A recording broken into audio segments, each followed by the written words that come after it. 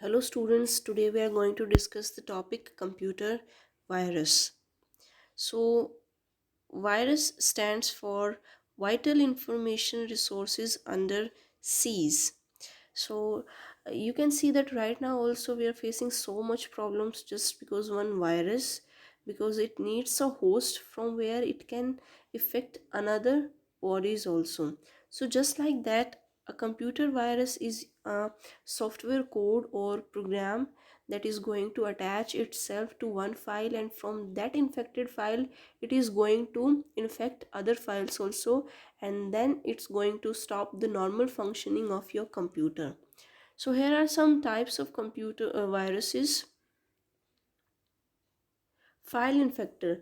These kind of viruses basically attack your executable file or your application, and from that infected file it's going to replicate itself to other files also.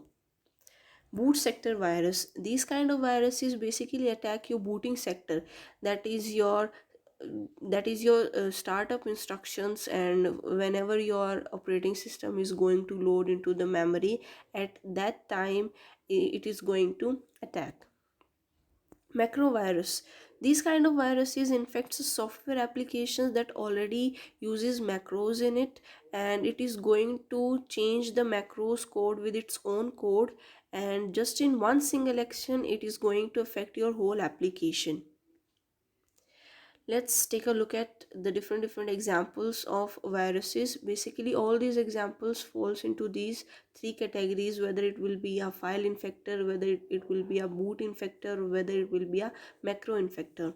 So worm is a kind of virus that comes through computer networks, and it has the ability to copies itself from one file to another file, and it just destroy your computer system and make it useless. Trojan horse. These kind of viruses seems beneficial or seems very friendly, but they are very dangerous to our system. Rootkit.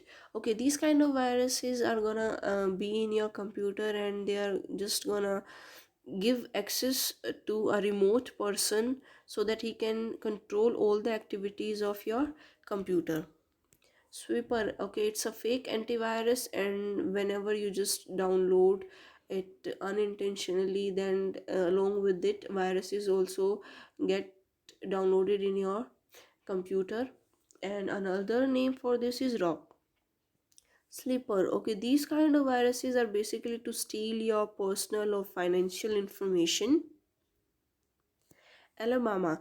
These kind of viruses are going to infect your executable files, and when the virus is loaded into the memory by executed an infected program, then it affects the computer runtime operation, corrupts the program, or you can say just in the end you just lost your file. Logic bomb. Okay, this is a different kind of virus because it's going to execute on a particular date or time or when an event occurs. So it's similar like a landmine bomb. Okay, so very famous example of it is Friday the 13th virus, and this kind of virus is going to activate on every Friday that occurs on the 13th of a month. Okay, another name given to it is Jerusalem virus because it was discovered in the University of Jerusalem. Adware. Okay, these kind of viruses just displays unwanted advertisement or just pop up some windows or shows some email messages. Spyware. Okay, there is a word spy in it, so you can guess that these kind of viruses are going to collect your information and then going to send your information to the outside source. Ransomware. Okay, it restricts your computer functioning, and in order to perform the activities it just demands a ransom, or you can say demands for money.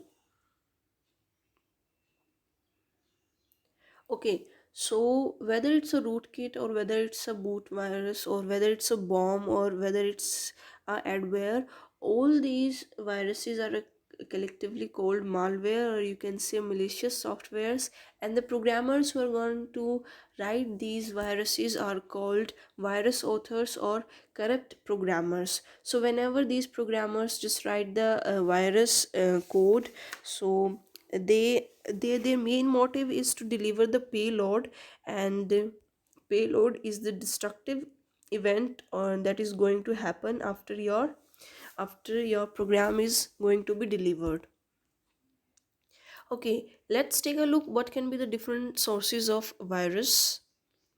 Email attachment: whenever you're getting an email from an unknown source, then it can have an attachment that have virus in it.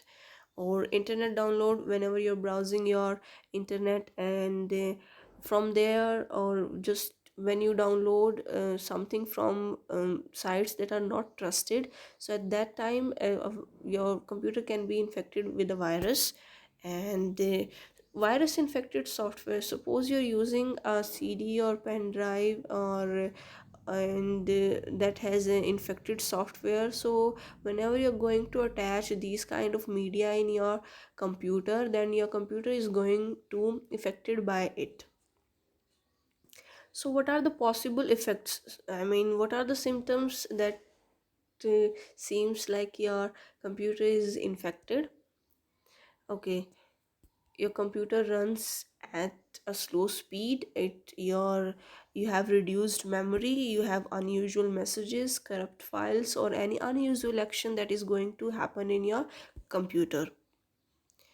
Antivirus program: so is a antivirus program is a software package, or you can say is a software suite that is going to detect the changes in your computer, and after it discovered some unusual activity or some unusual changes in your computer, then it is going to keep that infected file into quarantine. Okay, so i think I think it's a very similar term, because we are also facing these things. There are some examples of antivirus program, that is McAfee, Kaspersky, Norton.